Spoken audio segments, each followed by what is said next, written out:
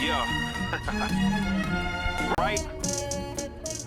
Hey, I'm Pops, and yes, Dawn of DC. I've been trying to read and keep up and give a fair shake to the new DC reboots. And yes, at times I feel like I'm in a new 52 deja vu all over again because whatever happened in Dark Crisis is an excuse to sort of reboot everything. And let's start all over again with our numbering and creative teams and approaches.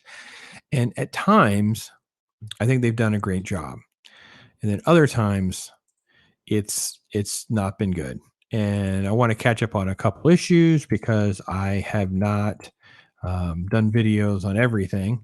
So I thought I would kind of let you guys in on what I think are some of the good ones or which ones I think are going well. We're talking about three in this one for me. So for me to catch up on, we're going to talk about. Well, first let's get to the one that I haven't really done any videos on this other than the first video. So I just kind of want to just briefly let you guys let you in on oh Tom Taylor. Oh Tom Taylor.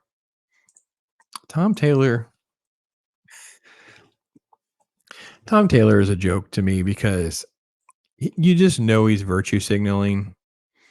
This Jon Kent story and his and the art is this Henry does the art. Let's see, we got it in here for you. It's I just don't care. Like it's like it's so oddly unsophisticated and uninteresting with all of the different characters. We only got a few panels in, and look at this: Jon Kent and Valzad. They don't have eye. They literally have gone like peanuts. Look at this. Lois doesn't even have a dot. No facial features at all. Just this generic artwork and storytelling. It is terrible, terrible. And then they got to split up. And this is where I talk about the virtue signaling because we have to say our goodbyes. Look at how awkward it is. Look at how weird and awkward it is. You know, because we have to have our cliche kiss moment because that matters more than a good story. So they're looking for a character in their universe called Ultraman. And the art is just so generic and uninteresting. Look at that. Just massive amounts of blank background in this universe. No details whatsoever. And then he's attacking. This is what we get. Destroying the Lois red tornado, just like that. Then Ultraman is beating them up. And we get to the next episode. So what we get, you know, we get more stuff in the quote Hall of Justice. And you have this story that we're going to get into. Countdown to Injustice is what we're doing. So it's the Regime's Paradise with Clayton Henry again, still as the artist. And I will say this, at least I like how they were tying some stuff together, at least on the surface, but I just can't do it. I think it's here. We're going to introduce Flash, but all, again, just very generic. He has Clayton Henry had a terrible time with like faces in the background get the least amount of detail imaginable. What is the least thing he can do to get by? Look at this third panel. You know, you get two dots and a slash for faces. It's so distracting. It takes me right out of the book. Right out of the book. So that's no interest in Jon Kent. It's just laughable. It's just a complete and utter joke. They should be ashamed. They really should. Let me go to Shazam. I had mixed feelings on Shazam because of the first issue. I felt like hit some marks with Mark Waid did a good job of hitting marks of trying to catch everybody up. So we would know like what has been going on in the history of Shazam. And it kind of gave us an idea of some powers and some different elements. But it also, by the way, what is with this mature 17 nonsense? Why would this book need to be mature 17? Okay. Nothing happens. It's like that because they say hell a lot. So at the end of the last book, Billy as Shazam just starts freaking out and yelling at people. And then he has this like wasted time. Look at all of this time that's wasted, them just talking about what happened before this dinosaur shows up. And he's like a dinosaur lawyer because Billy saved the dinosaur people spaceship in issue number 1. He's bringing all of his papers to fill out. Ha ha, hardy har har, Mark Waid. Mark Waid, what the heck is wrong with just telling some good stories? No, look at this. We're still on. Now we finally have a villain. It's Psycho Pirate. And this is what we get before we finally get to Shazam and we get some action, which is him just racing around and grabbing people. Right. And then it's like, then you're inside where you have all of this. So let me go back up here because I want to change it to see the page count for you. Let me do the multi-page version. Yeah, perfect. Because the book's only 25 pages. And I'm pretty sure, yeah, we're 8, 12, 13. Yeah, we have to get halfway through the book before you ever get to any action. Okay? They want us to buy this. I still don't get why it's mature 17, by the way. There's nothing that happen. So here's the scene. He's saving Psycho Pirate from their museum attack, right? This is Shazam. Okay? And just chaos breaking out. Look at all the bullets bouncing off and hitting everything into place, completely destroying the museum. Right? Everything is completely being destroyed. Here's the guards who've been completely useless and not doing anything themselves. And it's like, oh my God, for the love of God, everything is getting destroyed. Everything is destroyed. And Psycho Pirate's he's underground now. And they're all freaking out. Everyone's freaking out. Because very little is actually happening. And he finally just picks the car up with Psycho Pirate inside and then just rips it. And the guy has his mask off. So now he's not even have his pain. He doesn't even have his power. He's not, Shazam's not being controlled or anything. He just acts out. And so Shazam, who is a complete douchebag, he saves the Mona Lisa, but everything else in the museum was destroyed. So here's Sad Billy. So the story is half the book, 12 to 13 pages of them talking about something bad that Shazam did in the last issue. So he could just do something bad in this issue.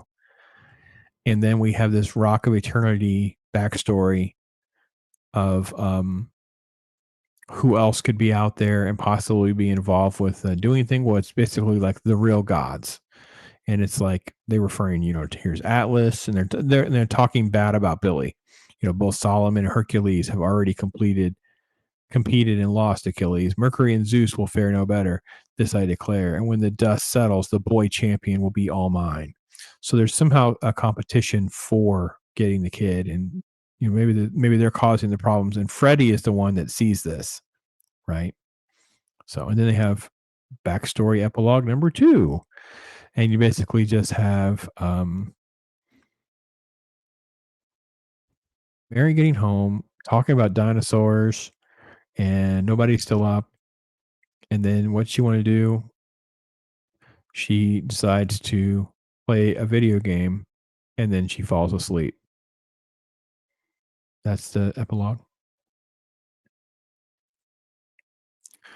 Mark Waid, I defend you at times. And I didn't think I thought issue number 1 was fine. It was weird. There's some weird moments, I admit, right? But this is terrible. This is terrible. All right. Well, that takes me to Green Lantern because I liked Green Lantern number 1. I thought Green Lantern was probably one of the best ones. It was a good introduction of Hal. I thought it was a good introduction to jump in. I thought it was fine. I thought everything was good. Everything was pretty well laid out. Jeremy Adams, I think, has done some. Everybody tells me I should read The Flash. I just haven't gotten around to it. I hated the cover. Kilowog in a Green Lantern apron making food. Right. And then we have our story. So we do this weird time jumpy thing. Jeremy Adams did it in issue number 1 as well. Not a fan of that per se, but it's just sort of like back and forth of stuff happening. And then you see him in action. And he's basically explaining a little bit about when he first had his powers and constructing his ring and that kind of thing. And then he's going after these bad guys and what he's actually doing. And he's having fun doing it. And I think there's fine. And then you have him figuring out a way to deal with them without creating more chaos and dismay, which I think is actually funny because in the last issue we had Shazam who couldn't figure that out. So he decides he's just going to try to scare them a little bit, like spook them, and then that will basically give it an opportunity for them to be caught rather than creating, you know, more death, dismay, and destruction. And then he just kind of flies around, and then the ring stops working, and he falls, and that's takes us to present day. And you have Hal, and you have him and Kilowog talking, and he's like just hanging out with a beer or whatever. I, I don't understand with the concept of Hal being here and what's going on with the core and some of that kind of stuff. Why Kilowog's just here hanging out, but that's just me. Doesn't make a lot of sense, but it's okay. Then he schmoozes his way into getting a pilot's gig and being around Carol, and he ends up locking the boyfriend in the bathroom. This is the backstory of him getting the job. So we spend I don't know how many pages on that part. Um, it was all, and look, see here, he uses his power to put like vice grips on the bathroom locks, and the boyfriend's locked in there. And then there's just shenanigans going on, and that's where we leave off. So we have a little backstory with John, and there was just talking, which we did last time, which was good. And then we cut to the Revenant Queen story with Philip Kennedy Johnson writing. And this was actually like interesting stuff, but it didn't really, there's not enough meat here to know exactly what we're going to do with it. But it's not bad. It was okay. So in this issue, it was the best of the three. But a lot of meandering, a lot of wasted pages, a lot of wasted time. I feel like with this one and Shazam, they're just like filling up. These are chapter twos, right? And what, a 5 arc, 6 arc, 7 arc. I don't know how many issues they're going to do before they do a quote graphic novel or an end of a story arc or whatever. So they both felt like that, which is a little too on the nose. It's like, come on, guys. I really can't stand all this backstory nonsense, like the amount of time wasted that you guys can't just figure out ways to integrate all this stuff happening simultaneously. The book can be about the Green Lanterns, and there can be John and Hal happening simultaneously in different places in their lives, and maybe they interact at some point. I don't know, whatever. So that's some of the Dawn of DC stuff. Where does that leave me off? Probably catch up on Titans, Green Arrow, Superman, some things like that. Titans really had a hard time with Titans, like just did not like that one. The art was again bad panels. Green Arrow I liked okay, and Superman has been okay. It's been fine. So those are my general takes. I will definitely catch up on some more videos in the old Dawn of DC. But there you go. Here's maybe this falls into the I read it so you don't have to thing. That's fine. I get it.